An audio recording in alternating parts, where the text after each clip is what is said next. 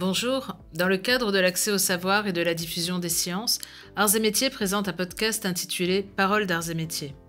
Dans Paroles d'Arts et Métiers, nous parlons d'industrie, d'innovation, d'écologie, de santé, de matériaux, ainsi que de nombreux autres thèmes en lien avec les sciences de l'ingénieur et Arts et Métiers. Participent à l'aventure tous les acteurs de la communauté Arts et Métiers, étudiants, personnel et alumni. Dans chaque épisode, nous prenons un temps avec un nouvel intervenant pour aborder un sujet important en lien avec Arts et Métiers. Bienvenue à toutes et à tous dans cet épisode dans lequel il sera question de mécanique des fluides à partir du parcours et des travaux de Jean-Christophe Loiseau, enseignant-chercheur au laboratoire dynamique des fluides situé sur le campus Arts et Métiers de Paris et que nous sommes heureux de recevoir ce jour. Bonjour Jean-Christophe Loiseau. Bonjour. Jean-Christophe Loiseau, vous avez réalisé en 2014 au laboratoire d'InFluid, laboratoire se trouvant donc sur le campus Arts et Métiers de Paris et dont le directeur est Jean-Christophe Robinet, un doctorat en dynamique des fluides traitant de la dynamique et la stabilité globale des écoulements tridimensionnels. Vous avez fait 2 postdoctorats, un en Suède à KTH, Institut Royal de Technologie de Suède, et l'autre à Politecnico di Bari, en Italie. Vous êtes actuellement maître de conférence au laboratoire d'InFluid. La thématique de votre recherche porte sur l'analyse de stabilité de systèmes à grande échelle et modélisation d'ordre réduit.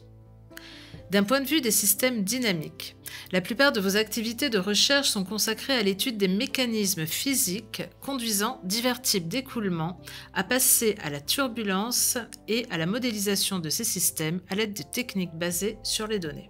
Vous travaillez également sur des techniques de machine learning afin d'identifier et de caractériser les systèmes non linéaires. Vous enseignez les mathématiques pour les ingénieurs, la théorie des systèmes dynamiques et le calcul scientifique en langage Python. Bienvenue Jean-Christophe Loiseau dans ce podcast Paroles d'Arts et Métiers. Merci. Comment définiriez-vous les fluides, Jean-Christophe Loiseau ? Alors un fluide, grosso modo, si on pense à la matière, classiquement, on a appris qu'il y avait 3 états de la matière, solide, liquide et gazeux. C'est ce qu'on voit typiquement au collège, au lycée. Mais d'un point de vue pratique, on peut vraiment penser à, si on simplifie les choses, à 2 états. Il y a les solides, où les choses ne bougent pas. Et après, il y a les fluides. Et donc les fluides, ça englobe à la fois les liquides et les gaz, dans le sens où ce sont des états de la matière où la matière peut s'écouler. Et ce qui va essentiellement faire la différence entre un liquide et un fluide, ça va être la possibilité de comprimer l'un et pas l'autre. Typiquement, on a de l'air comprimé. Comprimer de l'eau, c'est beaucoup plus compliqué. Et donc, les fluides, finalement, c'est quelque chose qui nous entoure. On vit dans un fluide permanent. L'air est un fluide, l'eau est un fluide. Notre sang, l'écoulement sanguin, c'est un écoulement d'un fluide. Donc, ça apparaît absolument partout, sans qu'on s'en rende compte. Et donc, c'est extrêmement important d'essayer d'étudier, de comprendre comment ces masses de matière se déplacent. Comment est-ce qu'on interagit avec elles pour essayer d'améliorer des process industriels, de comprendre l'écoulement sanguin plus en détail, l'écoulement respiratoire par exemple, ou des problèmes d'aérodynamique qui est typiquement ce qu'on étudie au sein du laboratoire. Alors justement, merci Jean-Christophe Loiseau. Est-ce que vous pourriez nous expliquer d'où vient cet intérêt que vous avez pour la mécanique des fluides et notamment les écoulements ? Alors c'est venu un peu par hasard. À la sortie du lycée, il y a 20 ans maintenant, un peu plus de 20 ans, j'ai commencé par un DUG, donc aujourd'hui c'est ce qu'on appelle la L2, la licence, un DUG en physique, physique plutôt classique, donc où j'ai fait de la mécanique quantique, de la relativité, de l'optique, ce genre de choses. Et puis en 4e semestre est venu un cours d'introduction à ce qu'on appelle la physique non linéaire. Et dans le cadre de cette physique non linéaire, on a eu des cours d'introduction donc à la dynamique des fluides, à comment modéliser l'écoulement d'un écoulement, qu'est-ce qui peut se passer, etc. Et ça m'a beaucoup plu. Ça m'a vraiment beaucoup plu. Le prof qui enseignait était très engageant, très dynamique. C'est quelqu'un avec qui je suis resté en contact encore aujourd'hui. Et après la licence 3, s'est posé la question de qu'est-ce que je fais ? Est-ce que je pars dans une voie plutôt orientée mécanique quantique, qui était mon idée initiale en sortie du lycée, ou est-ce que je pars finalement faire de la mécanique des fluides parce que ça me plaisait bien, c'était quand même marrant, puis c'était beaucoup plus palpable que la mécanique quantique. Parce que vous vouliez au départ travailler sur la mécanique quantique. Au départ, c'était plutôt ce qui me plaisait, ouais. En tant que geek au lycée, c'était ce truc un peu magique, avec des particules qui sont à deux endroits à la fois. C'était assez fascinant. Enfin, c'est toujours très fascinant. Mais finalement, le cours de mécanique des fluides qu'on a eu, où il y a eu deux aspects. Il y a eu aussi un aspect autour de la simulation, les algorithmes, comment est-ce qu'on résout ces équations sur ordinateur. Et la combinaison des deux était finalement très stimulante et vraiment tangible. La mécanique quantique, c'est... alors, je suis pas mécanicien quantique, donc je veux pas dire de bêtises, mais pour moi, c'était quelque chose d'un peu... si je comprenais bien les maths qu'il y avait derrière, ça restait quelque chose d'un peu ésotérique, d'un peu magique, sur lesquels j'arrivais pas vraiment à calquer un sens physique un peu plus traditionnel. Là où la mécanique des fluides, en revanche, peut faire une expérience dans sa cuisine de mécanique des fluides. À chaque fois qu'on fait chauffer des pâtes, par exemple, on voit ces tourbillons dans une casserole. Il y a un côté très hypnotique et très tangible et surtout très appliqué. C'est quelque chose qu'on peut facilement expliquer à quelqu'un, qui a des applications diverses et variées tout de suite, qui ouvre des domaines aussi bien fondamentaux, on va parler un peu plus tard, j'imagine, de la turbulence, par exemple, qui est quelque chose de très intéressant, mais aussi des domaines beaucoup plus orientés vers l'ingénierie, où il y a des vrais problèmes concrets à résoudre là-dessus. Donc c'est vraiment un peu par hasard. Et donc, après la licence, j'ai finalement décidé, je vais partir faire de la mécanique des fluides. Et donc, je suis venu à Paris faire mon master entre l'université Pierre et Marie Curie, qui a changé de nom aujourd'hui, qui est Sorbonne Université, et l'école polytechnique. Suite à ce que vous venez d'expliquer, comment modélisez-vous des fluides ? Alors, il y a plusieurs façons de faire ça en fonction de l'échelle spatiale, l'échelle spatiale à laquelle on va regarder ce mouvement de fluide. Finalement, un fluide, c'est une collection de molécules. Donc, il y a des gens qui regardent vraiment à l'échelle de la molécule, où ils vont modéliser, mettre plein de petites molécules dans une boîte, et essayer de modéliser ça un peu mathématiquement, comment ça se passe. C'est ce qu'on va appeler la dynamique moléculaire, typiquement. La dynamique moléculaire, nous, on regarde vraiment à plus grande échelle, typiquement à l'échelle du mètre ou de la dizaine de mètres, où finalement on voit plus du tout les particules, on a quelque chose qui est absolument continu. Et donc pour ça, le jeu d'équations qui est classiquement utilisé, c'est un jeu d'équations qui s'appelle les équations de Navier-Stokes. Donc d'après Claude Louis Navier, qui était un physicien français de la fin du 18e, début 19e, on va dire première partie du 19e, et Sir Stokes, qui était lui un physicien anglais, pareil 19e siècle, mais plutôt deuxième partie, ont donné leur nom à ces équations. Et finalement, c'est juste une réécriture des principes de Newton qu'on peut voir au lycée. Donc typiquement, la somme des forces égale la masse fois l'accélération. Si ce n'est que c'est réécrit sous un formalisme, ce qu'on appelle des équations dérivées partielles, qui permettent de relier l'évolution du fluide en un point, en espace, à son évolution au cours du temps. Parce que c'est un phénomène qui est spatio-temporel, ça évolue à la fois en espace et en temps. Et donc ces équations, elles décrivent cette évolution. Un des problèmes, c'est que c'est des équations qu'on appelle non linéaires, et ces équations, à part des cas très très particuliers, on ne sait pas les résoudre. On n'est pas capable d'écrire analytiquement une solution à ces équations-là, sauf dans des cas très très simples. Et donc, il y a tout un tas d'outils numériques qui sont utilisés, qu'on développe au laboratoire et un peu partout dans le monde pour résoudre en quelque sorte, approximer la solution de ces équations à l'aide d'ordinateurs, de très gros calculs, qui est finalement un peu comme ce qu'on fait au collège, où on dit, Paul achète une banane et 3 pommes, il paye 5 €, Marie achète 3 bananes et 6 pommes, elle paye 8 €, combien coûte une pomme, combien coûte une banane ? On a un peu le même genre d'équations qui apparaissent, si ce n'est qu'au lieu d'avoir 2 équations, 2 inconnues, on a éventuellement plusieurs milliards d'équations et plusieurs milliards d'inconnues qu'on est obligé de résoudre par un ordinateur. Et à côté de ça, il y a des gens qui, eux, vont essayer, malgré tout, des mathématiciens, qui essayent continuellement de trouver un moyen de résoudre ces équations. Et donc, ça fait l'objet d'un prix en mathématiques qui est très connu, qui est un prix de la fondation Clay, qui est une fondation aux États-Unis, qui a proposé $1 million pour qui arriverait à faire une avancée significative dans la compréhension mathématique de ces équations. Et ça fait partie, c'est un des problèmes qu'on appelle les problèmes du millénaire, au même titre que par exemple l'hypothèse de Riemann, qui est une question mathématique très fondamentale autour de ce qu'on appelle les nombres premiers, qui est d'une importance extrêmement extrême en cryptographie, par exemple, qui, si elle s'avérait vraie, changerait complètement notre mode de cryptographie, que ce soit sur Internet ou pour les données bancaires, et un certain nombre d'autres problèmes qui ont été proposés, et à ce jour, il n'y en a qu'un seul qui a été résolu, et c'est pas Navier-Stokes. Vous abordez la turbulence dans votre travail. Pourriez-vous nous en dire plus, Jean-Christophe Loiseau? Alors la turbulence, finalement, c'est un des deux états dans lesquels on va pouvoir trouver un écoulement. Si on simplifie un peu, il y a deux états, il y a ce qu'on appelle un état laminaire et un état turbulent. Et ça va dépendre de deux paramètres qui sont grosso modo la vitesse de l'écoulement, à quelle vitesse donc, se déplace le courant, et sa viscosité.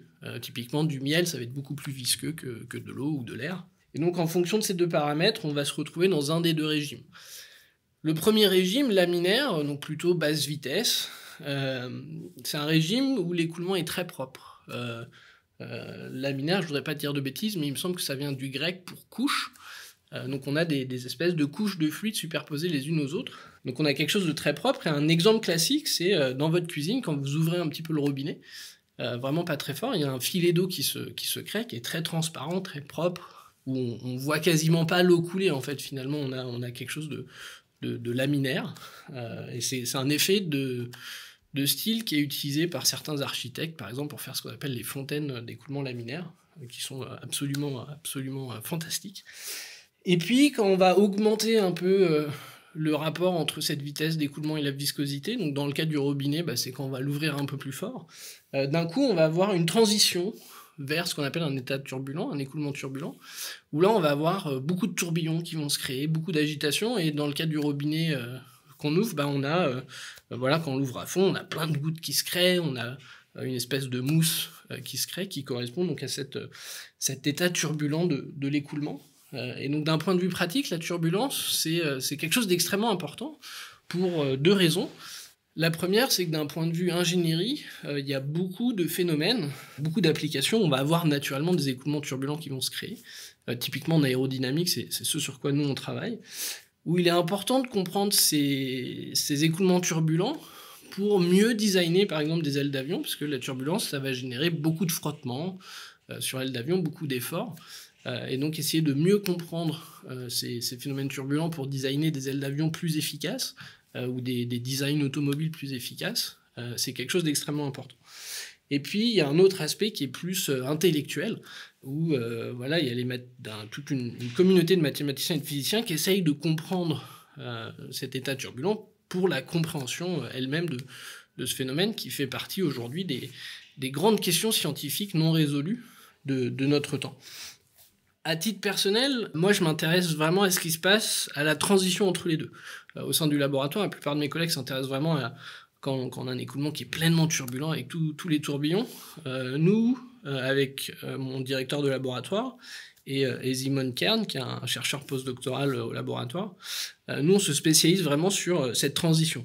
Qu'est-ce qui se passe à cette transition? Quels sont les mécanismes physiques qui font qu'on va passer de laminaire à turbulent?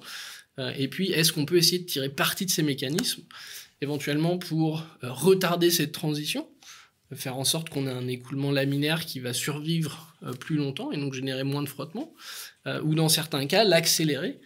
Par exemple, dans le cas de réacteurs chimiques, on va vouloir chercher à accélérer cette transition, puisque une fois qu'on a l'écoulement qui devient turbulent, on a donc, tous ces tourbillons et beaucoup de mélanges qui se créent.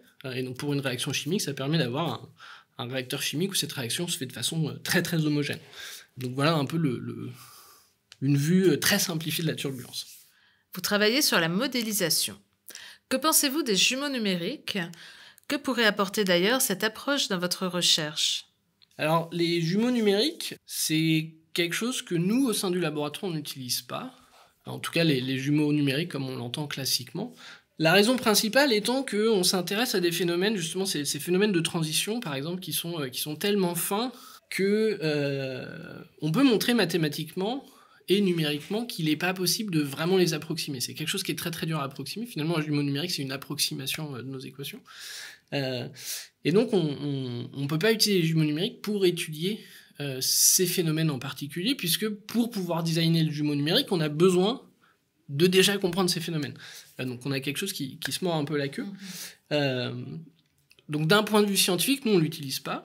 Après, j'ai 2 collègues qui sont donc au sein du laboratoire d'InFluid, mais qui sont maîtres de conférences au Conservatoire national d'art et métiers, qui sont donc Simon Marié et Nicolas Alferez, qui eux ont des activités de recherche autour des jumeaux numériques dans le cadre du projet GENI, qui est un projet ANR structurant pour l'école, où leur objectif, c'est finalement d'utiliser les jumeaux numériques, de développer un jumeau numérique pour étudier l'écoulement autour d'une aile d'avion, de façon à ce que, vraiment avec une visée pédagogique, de façon à ce que les étudiants puissent interagir de façon quasiment en temps réel en fait avec ce jumeau numérique, par exemple en modifiant la vitesse de l'écoulement, en modifiant l'angle de l'aile d'avion et voir comment l'écoulement s'adapte en temps réel à ces modifications.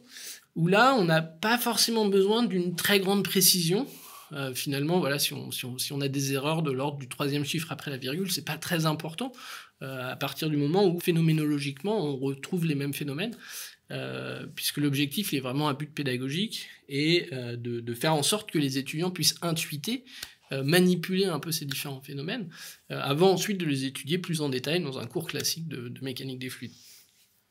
Par contre, j'ai d'autres activités de recherche autour de ce qu'on appelle la modélisation réduite, qui est finalement quelque chose d'assez proche, conceptuellement, philosophiquement, des jumeaux numériques, où il s'agit d'un ensemble de méthodes mathématiques, numériques, algorithmiques, pour approximer certains phénomènes, pour approximer certaines équations, où là, l'objectif, c'est essentiellement d'avoir un modèle qui soit capable de faire des prédictions très rapidement, pour pouvoir intégrer ça dans des boucles de prise de décision très rapides, typiquement ce qu'on va appeler la théorie du contrôle, où on va avoir besoin de prédire ce que va faire l'écoulement ou le système, peu importe le type de système qu'on va faire, prédire ce que va faire l'écoulement ou le système dans quelques secondes, de façon à choisir l'action qui va minimiser l'influence de tel ou tel paramètre.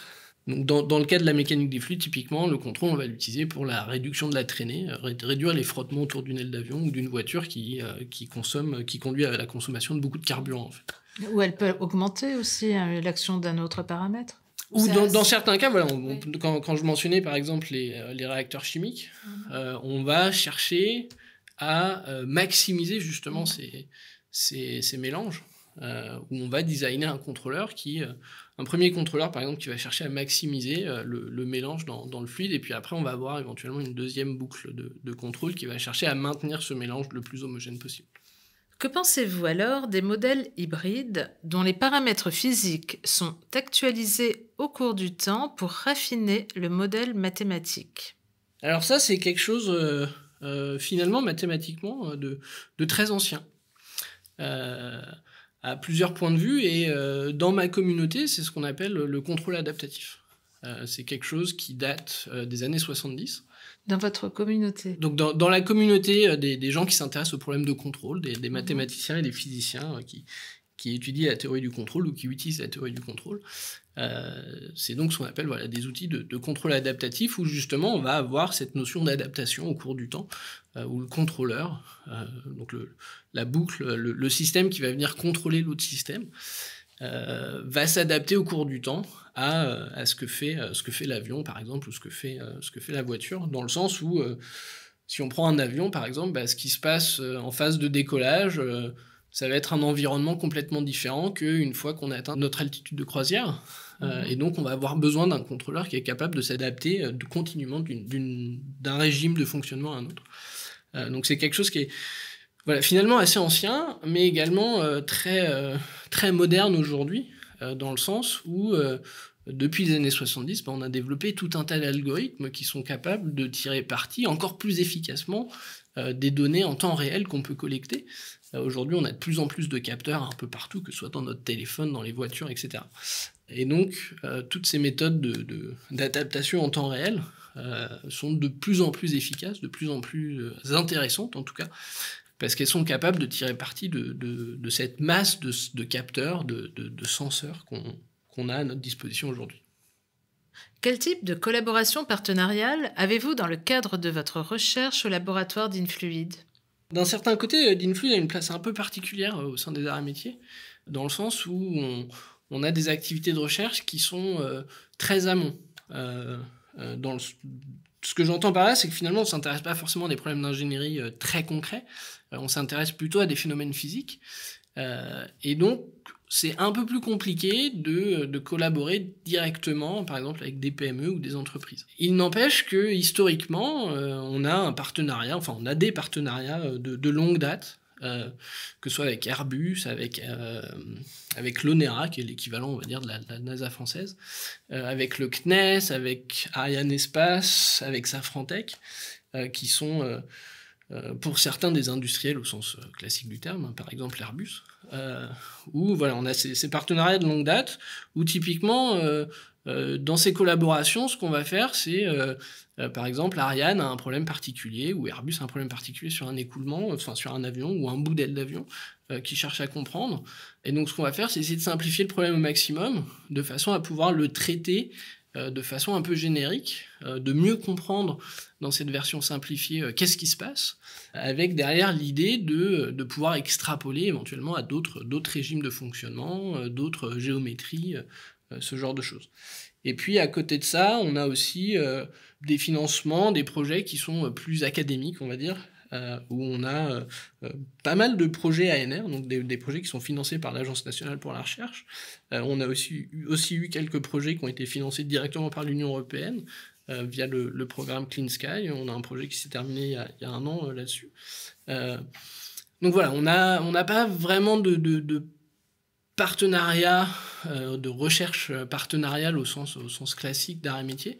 Il n'empêche que nos activités de recherche nous permettent de collaborer depuis aussi longtemps que le labo a été créé, notamment avec l'ONERA, où il y a un lien très très fort. Il y a beaucoup d'anciens doctorants du labo qui sont partis à l'ONERA, et inversement. Comment articulez-vous la recherche et l'enseignement? D'ailleurs, quel est le profil de vos étudiants? C'est une question, j'imagine, chaque enseignant-chercheur va donner une réponse différente. Donc en tant que maître de conférence, statutairement, je dois faire 192 heures équivalent TD. 192 stages de TD. Donc dans les faits, en ce qui me concerne, c'est grosso modo 2 jours et demi de cours par semaine, de mi-septembre jusqu'à mi-février, début mars à peu près. Pendant le premier semestre, voilà, il y a plus de la moitié de mon temps qui est dédié vraiment à l'enseignement, que ce soit directement en présentiel face aux étudiants, mais aussi la préparation des cours, la correction des TD ou des devoirs maison que j'ai pu donner. Donc ça prend du temps. Et la deuxième partie de l'année, par contre, là, j'ai vraiment le temps de faire ma recherche.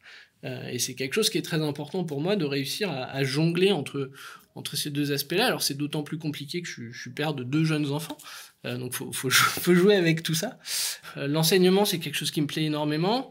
Mais je tiens absolument à sanctuariser un peu ce deuxième semestre, qui me permet d'avoir un temps long où je peux me concentrer vraiment sur la recherche, parce que finalement la recherche c'est quelque chose à temps long, c'est pas quelque chose qu'on va faire en une journée ou deux. On a besoin de temps de maturer des idées, d'essayer des choses, de rater, de comprendre pourquoi on a raté pour mieux recommencer.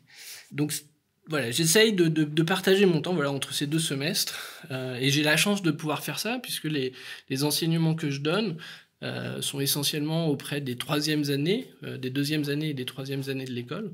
Donc de toute façon, à partir du mois de mars, pour la plupart d'entre eux, ils vont partir en stage, que ce soit en France ou à l'étranger. Et donc finalement, j'ai assez peu de cours à donner au 2e semestre. Concernant le profil de mes étudiants, donc les cours que je donne, c'est des cours de mathématiques, des cours de calcul scientifique, des cours de dynamique des systèmes non linéaires.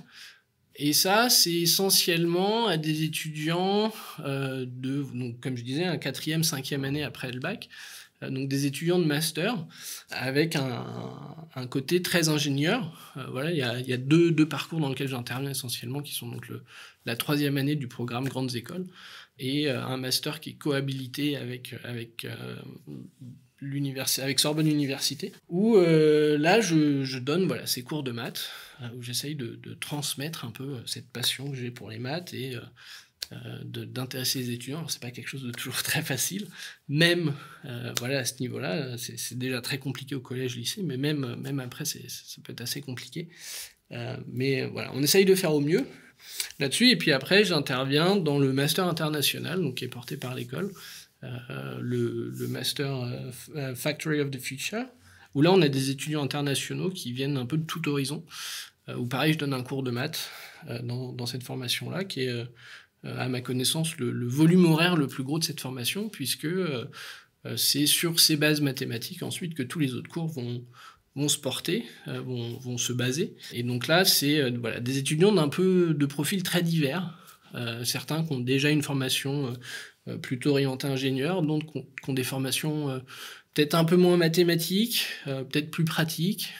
Certains, c'est arrivé quelques années qu'on ait des étudiants avec un parcours un peu plus littéraire, par exemple, qui voulaient se changer de parcours et se spécialiser. Donc c'est assez large, le type d'étudiant auquel j'ai accès. Jean-Christophe Loiseau, quels sont vos projets futurs de recherche et vos projets professionnels? Au niveau de mes activités de recherche, l'un des aspects récurrents de mes activités, c'est donc l'étude de ces instabilités, de ces transitions, essayer de comprendre comment ça marche, mais aussi comment faire plus avec moins. Dans le sens où, depuis une dizaine d'années, 15 ans même, il y a eu cette explosion du big data, du machine learning, et la mécanique des fluides n'est pas épargnée, enfin, pas plus, pas moins que les autres, avec la particularité qu'en mécanique des fluides, parler de big data, c'est à la fois vrai et faux, dans le sens où c'est vrai qu'on a des volumes de données absolument monstrueux. Voilà, quand on simule un écoulement autour d'une aile d'avion, on va parler de données qui vont faire plusieurs gigaoctets, voire téraoctets de données. Mais d'un point de vue pratique, ça correspond à un régime de fonctionnement. Et ça demande plusieurs centaines de milliers d'heures de calcul. Donc on n'est pas capable de faire beaucoup de ces calculs-là. Et donc un de mes objectifs, c'est de voir comment, avec finalement ces différents points de fonctionnement un peu limités, comment développer des algorithmes qui sont capables, en utilisant aussi peu de données que possible, de pouvoir prédire le plus largement possible le comportement de l'écoulement, ou avoir un contrôleur qui soit aussi efficace que possible sur une large gamme de paramètres. Et donc ça vient de deux choses. Ça vient de essayer de tirer parti de notre compréhension des mécanismes physiques, voir à quel point est-ce qu'ils sont généralisables. Et puis l'autre aspect qui est vraiment un aspect autour de l'algorithmique, comment faire en sorte qu'on soit capable de traiter ces grands volumes de données sur un ordinateur portable le plus efficacement possible. Et puis à côté de ça, je suis très investi donc, dans le monde du logiciel libre et de la science ouverte. C'est quelque chose qui me tient très à cœur. Donc je contribue beaucoup au logiciel libre, différentes bibliothèques, notamment dans le cadre, que ce soit dans le cadre de mes activités de recherche ou autres, au langage Fortran, qui est un vieux langage, qui est un langage qui date de 1957, qui est quasiment un des premiers langages qui a été développé, qui est un langage spécifiquement dédié au calcul scientifique, et qui a eu plusieurs versions de Fortran depuis. Hein. C'est un langage qui a évolué avec son temps. Mais c'est un langage qui est beaucoup moins glamour que Python, par exemple, qui est très à la mode, qu'on retrouve absolument partout, mais qui est absolument fondamental dans beaucoup d'applications de calcul scientifique, et qui, aujourd'hui, sur les supercalculateurs, par exemple, nationaux ou internationaux, représente à peu près 70% du temps d'utilisation de ces machines. C'est des codes qui sont écrits en Fortran. Donc ça nécessite, ça motive malgré tout, même si c'est moins glamour que Python, un investissement considérable de la part de l'État, par exemple, dans ces supercalculateurs. Et dans cet écosystème, je travaille avec d'autres à la modernisation de cet écosystème, à développer des meilleurs outils, des meilleurs algorithmes, avec avant tout l'objectif de répondre aux questions scientifiques qui m'intéressent, évidemment, mais à chaque fois que je développe un nouvel outil, j'ai quand même quelque part dans le coin de ma tête comment faire pour rendre cet outil aussi simple que possible, pour que quelqu'un d'autre puisse l'utiliser pour répondre soit à des questions similaires à celles que je me pose, soit à des questions complètement différentes, et puis aussi garantir un peu la pérennité de ce que j'ai pu développer et la reproductibilité, pouvoir être sûr que quelqu'un qui utilise les outils que j'ai développés aujourd'hui dans 10 ans, il soit capable d'avoir exactement les mêmes résultats que ce que j'ai pu avoir, pour garantir un peu cet aspect reproductif et donner confiance vraiment aux résultats que j'ai pu obtenir ou que d'autres ont pu obtenir avec ces outils. Pour terminer, outre votre métier d'enseignant-chercheur, auriez-vous une passion, Jean-Christophe Loiseau? C'est assez caricatural pour quelqu'un de plutôt mathématicien, mais j'aime beaucoup tout ce qui tourne autour des maths. que ce soit les aspects historiques, la petite histoire et la grande histoire des mathématiques, tout ce qui tourne autour du développement des idées mathématiques au cours du temps, du tout début, hein, vraiment de comment on a appris à compter, comment est-ce que le concept de nombre de chiffres est apparu, comment ça a évolué, les systèmes de numérotation, quels sont les avantages et les inconvénients, par exemple, d'écrire avec les chiffres romains, pourquoi est-ce qu'on utilise 10 chiffres aujourd'hui, voilà, la base 10 et pas la base 12 ou d'autres genres de choses qui seraient plus intéressantes mathématiquement. Et à côté de ça, j'essaye d'intervenir et d'intéresser les enfants pour les motiver, pour qu'ils manipulent un peu les... Vous l'avez fait d'ailleurs dans le cadre de différents événements? Voilà, je l'ai fait, sur le campus, au sein du campus. Donc l'objectif, c'est de faire manipuler un peu les enfants, les élèves primaires, les collégiens, les lycéens, pour leur faire découvrir un peu les maths par le jeu, manipuler. Et puis pour les plus grands, fin du collège, début du lycée, leur montrer aussi l'intérêt pratique des mathématiques au-delà des problèmes un peu bateaux qu'on peut voir dans les livres de mathématiques de niveau collège. Et donc ça, au sein de l'école, j'ai pu encadrer à 3 reprises des élèves de 3e, de seconde, de première, sur des durées qui vont d'une semaine à 3 semaines. Donc des élèves qui sont venus au laboratoire pour découvrir un peu ce qu'on faisait, où on a passé beaucoup de temps à développer tout un tas d'activités pédagogiques, justement, pour leur montrer un peu à quoi ça servait, et leur montrer que finalement, les maths qu'on utilise, avec les outils, notamment par exemple avec les 3e, juste en partant de 2 équations, 2 inconnues. Paul a acheté 2 bananes, 3 pommes, Marie 4 bananes, 4 pommes, chacun a payé tant d'euros, combien coûte une pomme, combien coûte une banane. Juste en partant de ça, par exemple avec les élèves de 3e, ils ont été capables, en les guidant un peu, de sortir un algorithme qui permet de résoudre un système de 50 équations, 50 inconnues, sans aucun problème. Vraiment pas à pas, mais c'est vraiment une démarche de leur part, on les a juste guidés, poussés un peu dans la bonne direction. Après, ils ont été capables de faire ça, de le coder en Python sur un ordinateur, de vérifier un peu que ça fonctionnait. Et puis, on est allé aussi un peu plus loin sur comment fonctionne un ordinateur. Comment est-ce qu'un ordinateur fait 1 plus 1, par exemple, qui est quelque chose d'absolument fantastique quand on y pense. Donc voilà, c'est un peu le genre d'activité que je fais. Puis... avec mes enfants ou les enfants des copains aussi, il y a plein de curiosités en mathématiques ou en géométrie où on essaye de jouer un peu autour de ça pour les intéresser. Et puis à côté de ça, je suis un joueur d'échecs amateur, je joue dans un club depuis quelques années. Et de la même façon, je suis très intéressé aussi par les aspects historiques des échecs, c'est quelque chose d'absolument passionnant, et les aspects politiques, notamment avec les États-Unis et la guerre froide, et la guerre entre les États-Unis et la Russie, l'Union soviétique, et le rôle des échecs là-dedans, c'est quelque chose d'absolument passionnant. Et puis je fais beaucoup de skateboard. C'est quelque chose que je fais depuis 28 ans maintenant, bientôt 30 ans, où quand j'étais plus jeune, je faisais du skateboard comme on peut voir dans les skateparks, etc. Et aujourd'hui, c'est plutôt des randonnées, des grandes randonnées en skateboard ou en vélo. J'ai eu l'occasion de faire plusieurs fois la côte atlantique, par exemple. Avec ma compagne, quand on est parti de Suède, on a fait Stockholm-Copenhague en vélo et en sac à dos. Et ça, c'est quelque chose aussi que j'essaye de transmettre à mes enfants. Le côté, prendre le temps. Finalement, en vélo, on fait, notamment avec des enfants, on va faire que 30 km dans la journée. Mais résultat, on peut prendre notre temps de voir le paysage et de découvrir des régions de la France qu'on ne connaissait pas. Et ça, c'est quelque chose que j'essaye de leur transmettre aussi et qui me tient très à cœur. Merci Jean-Christophe Loiseau d'avoir accepté de participer à ce podcast Paroles d'Arts et Métiers. Ce podcast est disponible sur la chaîne YouTube d'Arts et Métiers. Il a été créé sous l'impulsion du campus Arts et Métiers de Paris. Production, montage et habillage sonore, Jean-Marc Rousseau. Moyens techniques, ICIFTech.